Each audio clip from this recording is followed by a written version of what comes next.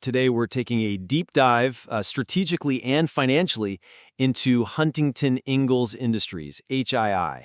They are, of course, the largest independent military shipbuilder in the U.S. We're talking about the company behind the nuclear carriers, the submarines, essentially the core of U.S. naval power. And the material we've looked at, it really paints a fascinating picture. You have this company with, well, unparalleled strategic importance, but at the same time, it seems burdened by some significant operational complexities. For today, does Huntington Ingalls' record-level backlog, we're talking roughly $56 billion, and its absolutely critical strategic position, does that justify its current premium valuation and, frankly, the strong stock performance we've seen, or are the persistent operational risks, the labor issues, the real margin pressures, are those the dominant factors that will actually cap future returns? Well, my position is that the market might be getting a bit ahead of itself here. I think the operational hurdles, some conflicting valuation signals we see, and that inherent dependency on government funding, it all introduces significant execution risk. And I'm not convinced that risk is fully baked into the current stock price. So caution seems warranted. And I'm going to argue the opposite, that Huntington Ingalls' structural dominance, the, effective monopoly it holds in certain areas, and the clear path management has laid out for margin recovery, especially after 2026, as older contracts phase out, makes this a really compelling anchor investment for anyone looking at long-term defense spending. Okay, let's define that strategic strength a bit more precisely then. Right. The strategic moat Huntington Ingalls has is, it's almost impenetrable. Think about it. They are the sole designer and builder of the Gerald R. Ford-class aircraft carriers.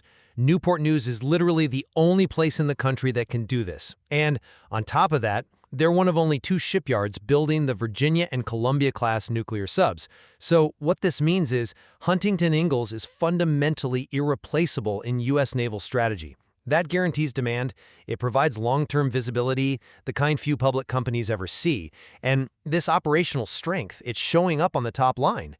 The company reported really robust sales, $3.2 billion in Q3 2025. That was driven by strong double-digit growth year over year in both shipbuilding and mission technologies. But growth by itself doesn't automatically mean shareholder value if you can't actually convert those sales into profit efficiently. My focus on the current profitability metrics. Frankly, they look troublingly weak when you consider the company's, $15.33 billion enterprise value. The gross margin, only 12.52%. And the operating margin is really slim, just 4.48%. Now, that's the reality today. It reflects those significant margin pressures from the legacy fixed-price contracts. And this isn't just some abstract financial point. I think it reveals a material execution risk. But that operational stress is precisely why we need to look forward. Well, hold on. Before we look forward, we really need to account for what's already happened. We've seen pretty clear evidence of execution failure. These issues, supply chain problems, skilled labor shortages, they're persistent. They've led to production slowdowns, contract delays. The most glaring example has to be the U.S. Coast Guard completely canceling the contract for the 11th National Security Cutter. Why? Because of continued delays past the 2024 delivery date. A company juggling a $56 billion backlog just can't afford those kinds of execution lapses. That NSC cancellation, look, it was disappointing, no question. But it has to be seen in the context of the whole organization, which is now heavily focused on making structural changes to fix exactly these kinds of issues. And finally, just consider the mixed signals on valuation. The intrinsic value estimates you get from different models, they're wildly divergent. Some DCF models point to an intrinsic value way up near $650 a share. But then you have very conservative models like the Benjamin Graham formula, suggesting it's only worth maybe $149 a share. That huge spread, nearly $500, it suggests the current market price around $324 is built on, frankly, a very high degree of speculative optimism about future efficiency gains. And those gains are far from guaranteed. But I'd argue that this low profitability right now, it's largely transitional. It's rooted specifically in the recent economic environment, the inflationary pressures, not some systemic failure of management. The structural sales growth is strong, and management is implementing targeted, tangible solutions, things that are already showing an impact, and I believe validate those higher valuation signals. How can strong sales growth, which is just revenue essentially, mask what look like systemic operational issues? Because the mechanism for recovery is clear and quantifiable. Look, the low margins primarily stem from those legacy fixed-price contracts, the ones signed before the recent surge in inflation really took hold. A fixed-price contract means if steel costs go up, or components, or labor, Huntington Ingalls eats that cost overrun. So the key here is that management is actively tackling efficiency. They're expanding capacity using what they call distributed shipbuilding, using 23 partner sites to ease bottlenecks, and crucially, they've made targeted wage investments at Newport News, which is already showing better labor retention. This structured approach, this is what underpins their increased free cash flow FCF guidance for 2025. They're projecting between $550 and $650 million. Now that FCF projection signals they are confident in turning revenue growth into actual cash generation, despite that legacy margin drag. That FCF guidance is management's promise. It's not guaranteed execution. We need to look at how efficiently Huntington Ingalls uses the capital it already has. The low return on assets ROA at 4.87% and the return on invested capital ROIC at only 7.19%, well, that tells a much darker story about operational execution. But that ROIC figure is depressed by the very contracts we're talking about, the legacy ones. Precisely. To put that 7.19% ROIC in context, for a company this capital intensive, with a pretty substantial debt-to-equity ratio of 0.59, that number suggests they are barely clearing their cost of capital. That low return indicates, to me, a systemic difficulty in deploying capital efficiently and in converting that massive backlog into commensurate profit and, importantly, cash flow. Look, a $56 billion backlog is only an asset if Huntington Ingalls can execute profitable delivery, and the current metrics suggest that capacity is severely strained. Okay, that argument hinges entirely on the persistence of this operational inefficiency. But let's shift focus for a moment to the external risk you brought up earlier, government dependence.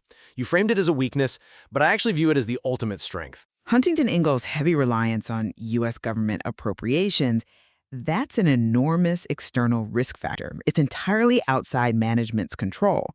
I mean, the CEO himself acknowledged that the timing of congressional appropriations and contract awards is a, quote, potential risk factor. This reliance means stability hinges entirely on the continuity of political will and, those annual budget cycles. The dependence here isn't just on any government spending. It's on being the single source supplier for the most critical strategic assets the nation has. Aircraft carriers, nuclear submarines. These are simply non-negotiable elements of national security. So this dependency creates a massive, durable moat. It provides long-term stability that frankly transcends the usual short-term political noise. We're talking about multi-decade programs designed to last 50 years or more. But the risk goes beyond just budget timing, doesn't it? Geopolitical friction is real. I mean, look at China sanctioning Huntington Ingalls and its CEO in late 2024 over Taiwan arms sales. That shows this dependency places the company squarely in the crosshairs of global tensions. That's material external risk, wouldn't you agree? I would counterbalance it by highlighting Huntington Ingalls' successful strategic diversification efforts. The mission technologies segment, for example, is actively mitigating the reliance solely on traditional shipbuilding cycles. That segment has won major contracts lately, a $1.4 billion JNEO task order, a $1.3 billion AFRICOM support contract. This part of the business is focused on high-end IT and, crucially, on autonomous systems. Things like the Remus unmanned underwater vehicles, UUVs, and the Romulus unmanned surface vessels, USVs. This alignment with the future naval strategy, the move towards uncrewed vessels, provides a really robust second pillar of revenue growth, and one that's less exposed to those shipbuilding cost overruns we discussed. Okay, let's turn finally to the market itself, the stock performance. Huntington Ingalls has had a very strong year, undeniably. And that strength, I argue, reflects justified market optimism.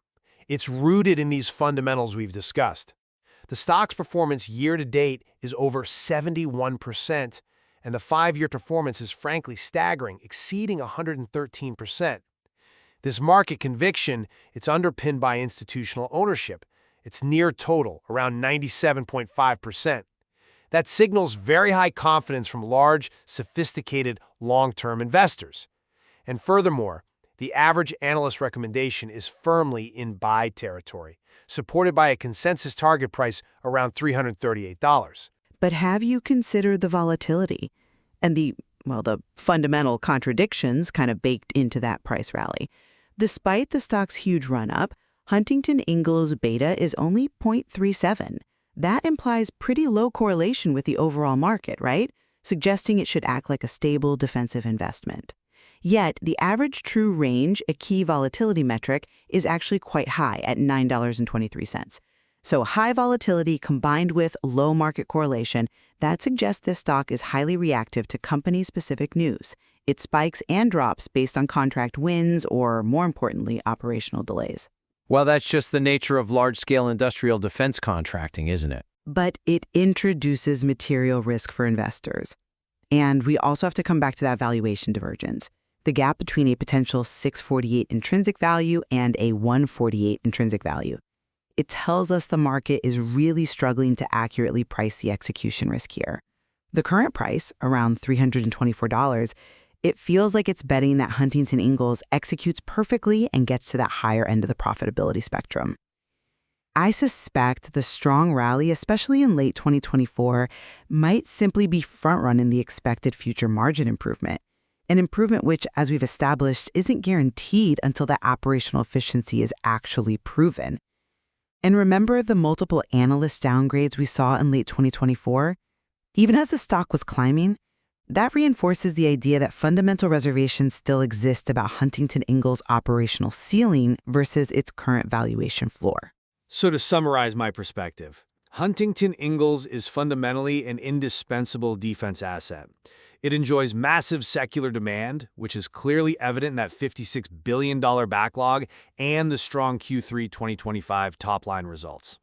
The current operational headwinds, they seem rooted in transitional factors, things that are being actively mitigated through strategic investments in efficiency and labor stabilization.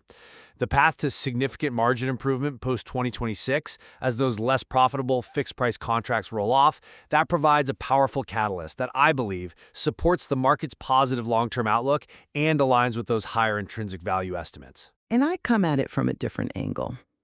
While Huntington Ingalls' strategic importance is undeniable, investors really must recognize this is a complex industrial operation. It faces genuine execution challenges, labor instability, and frankly, poor returns on the capital it deploys right now. That dramatic divergence in the intrinsic value estimates, it serves as a clear warning sign. The current premium stock price seems entirely dependent on management's ability to flawlessly execute a very complex operational transition. If they fail, if they can't efficiently move away from those unprofitable legacy contracts and stabilize labor, then the lower intrinsic value estimates are likely to prevail.